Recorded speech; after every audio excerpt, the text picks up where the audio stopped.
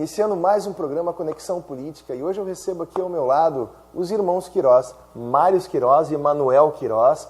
Muito obrigado por estarem aqui participando do nosso programa, sejam sempre bem-vindos, viu? Muito obrigado, Tobias, pelo convite, obrigado a todos os telespectadores. É uma excelente oportunidade de conversarmos, né, sobre temas que são importantes para a vida humana. Mário é uma pessoa que eu já conheço há muitos anos, e o Emanuel recentemente, acabei de conhecer, e está sendo um prazer enorme receber vocês e juntamente com vocês esse livro, Realize-se. Ele é um livro que fala sobre bem-estar e enfim, autoestima. Exatamente. E aí a gente pode perguntar, o que a autoestima tem a ver com a política? Olha, nós temos a política, é uma atividade importante da civilização humana, onde ocorrem as transformações na sociedade. Passam pela política porque são as forças diferentes que vão, em determinado momento, elas precisam se encontrar para a descoberta de novos caminhos. Claro que a autoestima ela é importante, como ela é importante em qualquer atividade profissional, na vida afetiva é importante, não seria diferente no campo político, né? Porque são indivíduos, são pessoas que estão lidando com pessoas. Então, se existe uma relação direta, eu não diria, mas indireta com certeza, Tobias, justamente porque como a pessoa está por dentro depende de como ela está, da forma que ela age, da forma que ela reage, né? E eu acho que isso é fundamental, né, Manuel? Quando nós temos aí pessoas tentando colaborar entre si, dentro da política, do campo político, e também pessoas que vão apresentar diferenças de opinião e de posicionamento diante dos seus adversários. Eu acho que para que haja um equilíbrio, essas pessoas têm que estar numa condição emocional equilibrada também. Mário, tu é radialista e publicitário. Exatamente. E o Emanuel morou no Japão durante 15 anos, Isso, é intérprete 15 anos. de língua japonesa. Agora nos conta, o que é, qual a grande diferença que tu percebesse, foram 15 anos morando lá, do processo eleitoral brasileiro com o processo eleitoral japonês? O processo eleitoral, o que mais me chamou a atenção é a falta da obrigatoriedade de voto. Então, muitos amigos japoneses falavam o seguinte, quando tinham as grandes eleições para a Câmara Alta, Câmara Baixa do Congresso, ou melhor, do Senado japonês, alguns não participavam, mas participavam das eleições provinciais para governador de província ou municipais. Então, nesse aspecto, eu achei interessante a liberdade do indivíduo de poder participar das eleições e dar o seu voto ou não naquele aspecto ou naquele grupo político que vale representar. Quando eu vi vocês conversando aqui no começo, eu lembrei que democracia vem, o que é da antiga Grécia, onde existia uma assembleia de indivíduos. Hoje nós temos uma democracia representativa, ou seja, eu como indivíduo vou escolher um indivíduo que vá me representar ou representar os meus anseios como indivíduo, né? Então, mas não fica, por exemplo, no caso do Japão, não deixa de haver alguns protestos no caso de algumas decisões políticas tomadas contra a própria população. Ou seja, lá eles têm essa ideia que eu participo do processo político com o meu voto, mas se eu me sinto, que eu sinto que a política não está me agradando, mesmo que eu não vote, eu tenho poder de voz para cobrar daqueles que foram eleitos. Eles têm na verdade, isso vem de um pensamento que eles têm como grupo. Eles pensam como grupo de uma maneira muito mais forte que nós. Lá no Japão, as pessoas varrem as suas calçadas de manhã, porque eles estão limpando cada um a sua parcela do país. E outros ficam o seguinte, puxa, se meus vizinhos estão limpando, que vergonha eu não limpar também e fazer minha parte. Isso é um fator cultural, é 1% de analfabetismo. Isso, né? É 1% de analfabetismo, é incrível, né? Sabe que isso que o Emanuel falou, eu acho que é uma coisa que falta no Brasil, porque cidadania é ao contrário do que as pessoas pensam, que cidadania se resume em votar. Não é isso, cidadania é o dia a dia. Não é só isso, né? Não é só isso, exatamente. Então, é interessante, o Emanuel levanta um exemplo de uma participação das pessoas dentro da sua comunidade ou da sua cidade, onde elas se sentem parte desse todo, né? Que envolve não só a sua calçada, mas a calçada representa o bairro representa a cidade, uma região. Então, acho que isso, Tobias, é fundamental se desenvolver no Brasil. Essa visão que as pessoas precisam descobrir que, para mim, isso é cidadania. Ou seja, tu te sentires dentro de um contexto, fazeres parte disso, não só na escolha dos seus representantes, mas como que tu te representas dentro da cidade.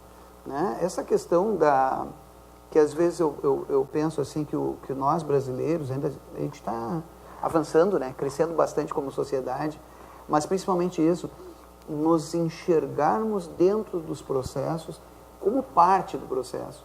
É muito fácil dizer, não, isso aqui é papel do Estado, isso aqui é papel do fulano, não é meu. Não, nós somos todos engrenagens dessa máquina toda. E alguns países, por isso que alguns países, quando alguém joga um lixo no chão, automaticamente um outro indivíduo ou um outro cidadão, imediatamente ele já chega e já tenta te corrigir. Mas com o sentimento de que aquilo ali é de todos e não dele. Então, eu acho que essa é a visão fundamental para que a cidadania aconteça. E esse exemplo que o Emanuel trouxe, eu acho que ilustra muito bem isso, que quando nós nos sentimos como parte ativa, né? Não aquela parte observadora, mas a parte ativa dos processos de civilização, o que vai acontecer? Com certeza as coisas vão mudar bastante, né? A política hoje, claro, não só hoje, como sempre fez parte da nossa existência, como vocês bem disseram.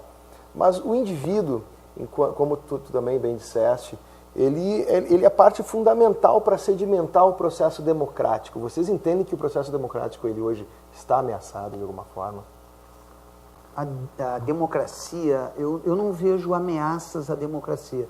Eu acho que a democracia é um sistema, o melhor sistema encontrado até agora, onde as pessoas conseguem buscar a sua voz através de maiorias, né?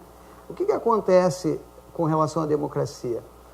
Que quando a pessoa tem voz, mas não tem grupo, isso eu vejo como uma dificuldade que a democracia precisa corrigir, tá? Porque a maioria decide pela minoria, certo? Isso é democracia.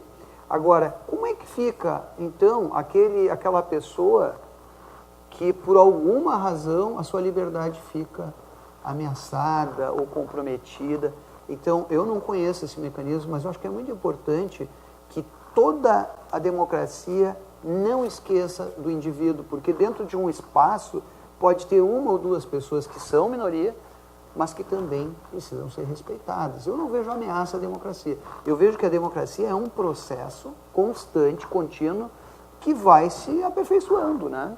E ela pode sofrer riscos? Sim, eu acho que o maior risco de uma democracia é a ignorância. As pessoas estarem dentro de um processo político ou da vida em coletividade sem entenderem que processo é esse. Acho que esse é o maior risco à democracia, a ignorância. Essa eleição agora é uma eleição que foi marcada pela mudança, né? Então a gente vê que novos políticos, novas caras, novas pessoas e novas ideias estão sendo o fator principal para essa campanha. A autoestima, ela é um dos fatores para a mudança? Olha, eu acredito que sim. Nós costumamos dizer nas nossas palestras que a pessoa que tem autoestima elevada, ela torce pelo sucesso de todos. Ela não tem medo de concorrência, ela aprende com erros. Ou seja, muitas pessoas dizem, com a autoestima elevada nós não vamos ter problemas. Não, nós vamos encarar problemas de uma outra maneira, de maneira não vitimista, de maneira a aprender com erros, aprender com desafios. Então, as pessoas com autoestima elevada, elas vão querer representantes democráticos que representem ela como indivíduo, da maneira que ela se vê também, com autoestima elevada, com processos assertivos, com visão positiva de vida, com aprendizado pelos erros. E muitas vezes o que eu vejo falta em alguns políticos, depois que são eleitos, é uma visão de alguns problemas e depois, visto o problema, dizer para o seu eleitor: me desculpe que eu errei nesse ponto. Isso eu acho de uma nobreza muito grande. Tivemos pouquíssimas pessoas que fizeram isso, tivemos alguns prefeitos em Porto Alegre que em algumas questões pontuais voltaram atrás e se retrataram. Olha, eu dei essa declaração, mas eu falei de uma maneira errônea, me desculpem. Isso faz, Tobias, com que tu comeces a acreditar nas pessoas, tu começa a acreditar na pessoa porque ela é para ti um igual, um representante. No momento que o teu representante é eleito e ele não demonstra nenhum tipo de fraqueza, mas também todos os erros ele não vem prestar contas contigo que elegeu, aí tem alguma coisa errada. Aí se usou de uma mistificação ou de uma enganação. É como aquela pessoa que promete isso e aquilo e não faz isso e aquilo. Vocês estavam falando de democracia, nós temos algumas coisas aí que não dá para acreditar. A Alemanha Oriental, que era um país comunista, era a República Democrática da Alemanha. A Coreia do Norte é a República Democrática da Coreia do Norte. Agora o seu Kim lá se elegeu com 100% de aprovação. Então, é inacreditável. Porque quem não vota nele morre, né? Exatamente. Então, o que é isso? É uma enganação. Se usa a palavra democracia, muitas vezes, em lugares onde não se tem a coragem de falar a palavra liberdade. E a liberdade está onde? Está na liberdade individual. Então, nós temos a nossa democracia aqui. Hoje em dia, nós temos como conversar, falar sobre este, sobre aquele, defender o ponto deste ou defender o ponto daquele, fazer a polarização de maneira livre, né? E eu acredito que nós vamos continuar por muito tempo ainda com essa democracia que nós temos, num crescendo, numa evolução, sempre aprendendo mais e sempre sofrendo processos de tempos em tempos de grande pressão que vão fazer com que a nossa democracia se molde, para que no futuro, espero que próximo, possamos ter uma democracia cada vez mais sólida. E como tu mesmo disseste, democracia é o governo da maioria. Não tem como fugir. Não tem outro caminho, né, Mário? É verdade. Tu falaste que se a autoestima pode ter alguma influência nessas mudanças que estão acontecendo. Sim. O brasileiro começa a despertar para temas que têm maior relevância na sua vida.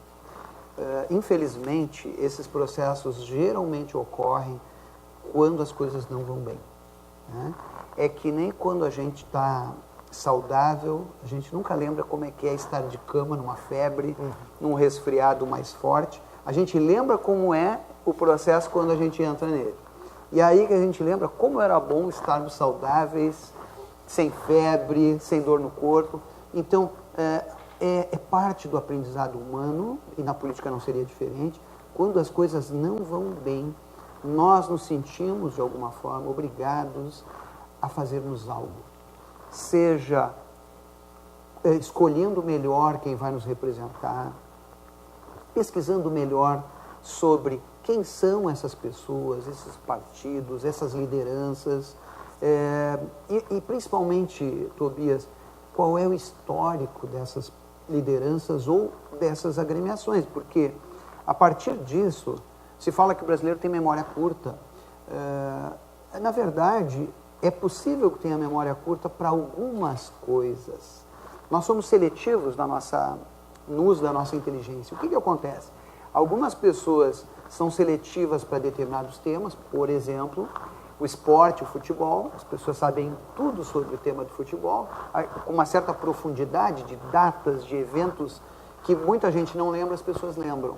Mas elas não lembram ou não se interessam até então com questões que são muito mais importantes, porque o esporte é um lazer, né? É uma atividade muito interessante. Aliás, que nós costumamos dizer que o futebol ele tem muito a nos ensinar, o esporte em geral, porque envolve valores e princípios que são fantásticos para a humanidade, né?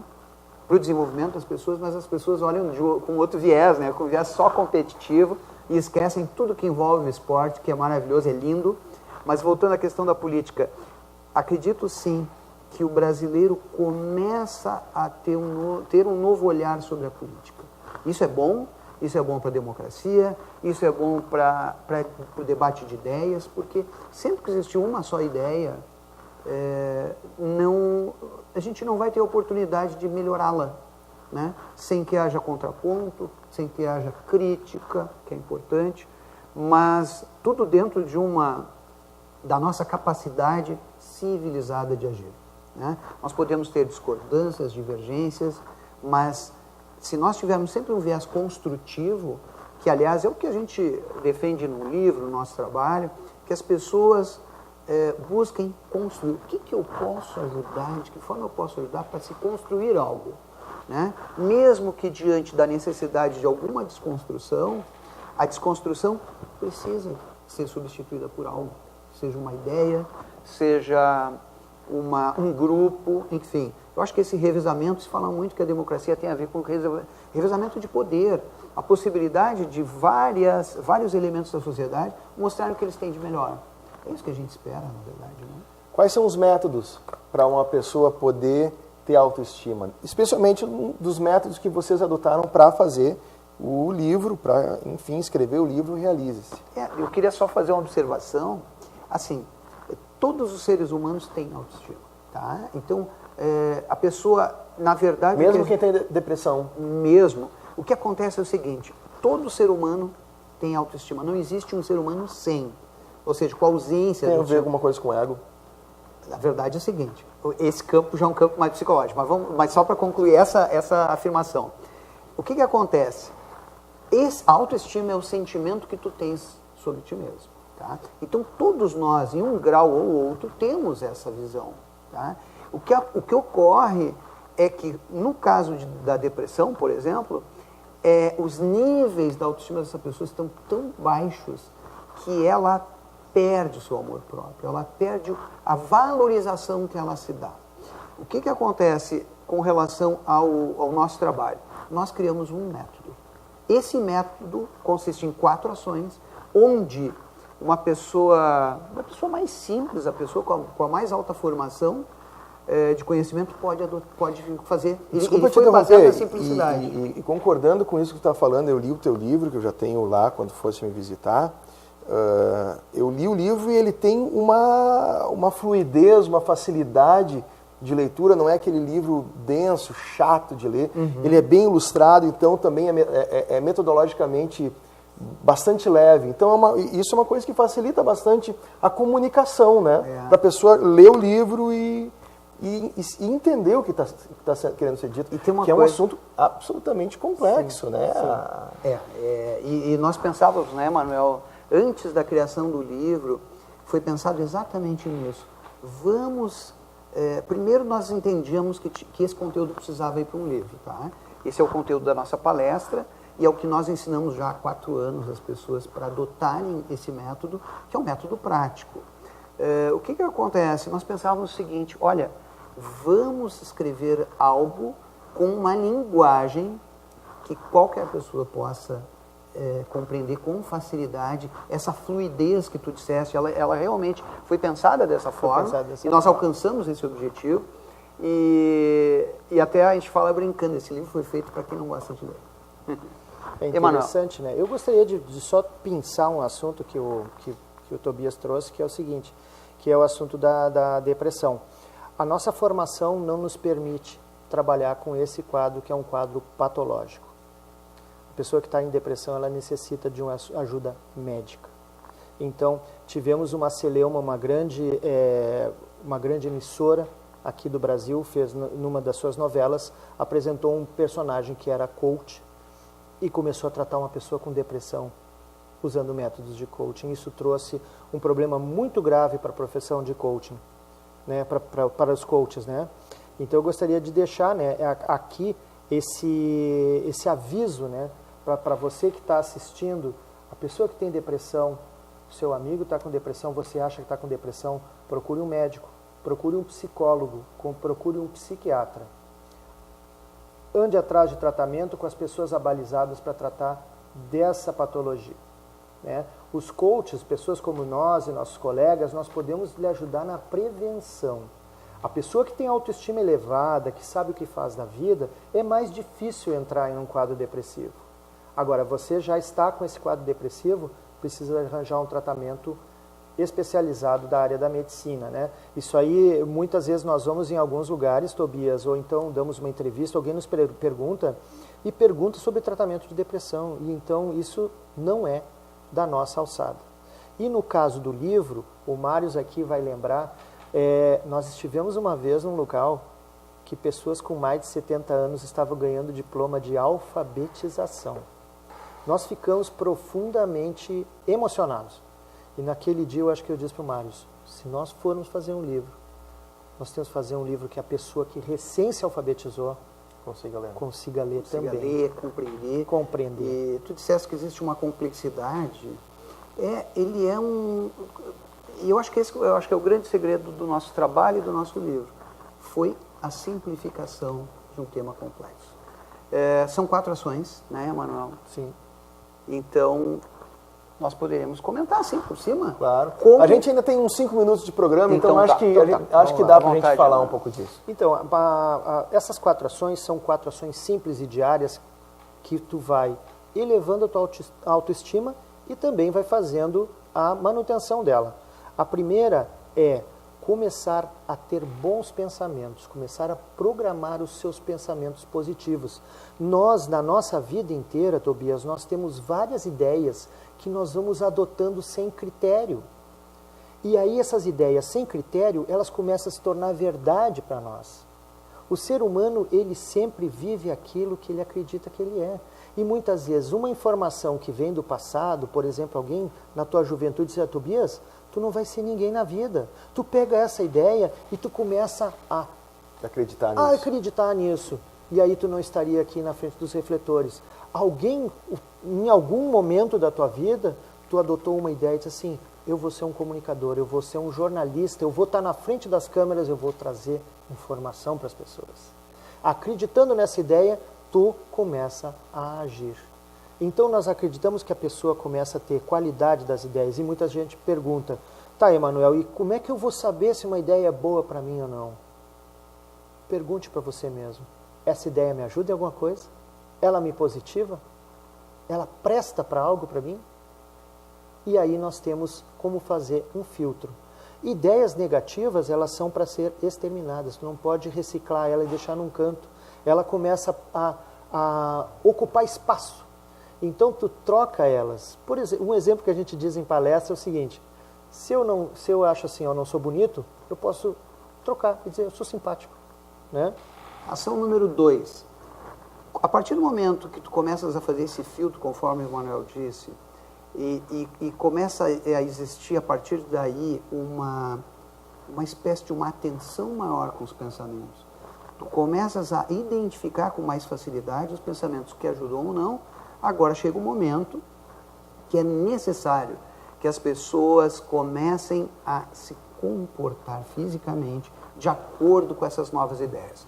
Exemplo, as pessoas trabalham atendendo o público, seja num balcão de informações, seja uma loja, a postura, o olhar, a forma de dizer um bom dia, de atender as pessoas, isso é fundamental para que comece uma mudança no processo de vida dessa pessoa. A gente costuma dizer que até os bichinhos de estimação percebem quando a gente não está bem, quando alguma coisa está diferente, porque o corpo da gente muda, o olhar muda, o tom da voz muda. Então, a partir do momento que as pessoas começam a adotar uma postura física diferente, que é a forma de olhar, a forma de cumprimentar, isso é fundamental. Ação número 3, Emanuel. Ação número 3 é o seguinte, nós temos que nos blindar contra a negatividade. Se nós começamos a transformar pensamentos em positivos e começamos a vivenciar eles, nós não podemos permitir que qualquer coisa que venha de fora negativa venha atrapalhar o nosso processo de felicidade. Então, nos blindarmos. Nós não precisamos nos afastar das pessoas negativas, mas da sua influência. E por fim... É um spoiler, né? Total. E olha só, e por fim, que é fundamental, comemorar todas as nossas vitórias, todas as conquistas. da menor a maior, não menosprezar jamais, porque a energia que a gente projeta para dentro da gente, que é uma energia de força, cada vez que uma coisa dá certo e a gente comemora dentro da gente, na verdade nós aumentamos a nossa força para os novos passos que a gente tem para frente. Emanuel, Mários, eu quero agradecer demais. Pena que nosso tempo é muito curto, apesar de ser meia hora de programa tocado. Vai rápido, né? Eu acho que a gente poderia ficar aqui muito mais tempo e que seria muito produtivo. E eu fico muito feliz de vocês genuinamente terem esse interesse de contribuir, não só apenas viabilizar a disponibilização do conteúdo do livro, né, para os nossos telespectadores, em todos os meios que vocês se fazem presentes, mas é importante também que as pessoas, apesar de saberem os tópicos principais que vocês colocaram, leiam o livro, porque a partir dessa leitura vão começar a fazer esse link do que vocês disseram e se perceber dentro de novas realidades e outras possibilidades. Quero dizer que esse espaço ele é sempre aberto para vocês, não só para vocês também, como para toda a comunidade da nossa região. A Vale TV é um espaço democrático, amplo e aberto para todas as ideias. Eu só gostaria uma coisa, Tobias, de as pessoas quiserem conhecer mais do nosso trabalho. Isso, eu ia te perguntar para vocês então, como faz. Pode ir lá no Facebook, que você tem um perfil no Facebook, ou no Instagram e coloque Irmãos Queiroz, tá? Queiroz ali, com Z. E com Q-U-I-R-O-Z. Isso. É o mesmo nome Queiroz sem a letra E, fica Queiroz, tá? Q-U-I. Nos procurem, vai ser um prazer, inclusive, para saber onde tem o livro, tá? Porque é um trabalho independente. Mas podem nos procurar, que todas as informações sobre o nosso trabalho estarão lá. Muito obrigado pela presença de vocês, sejam sempre bem-vindos. Muito obrigado. Obrigado.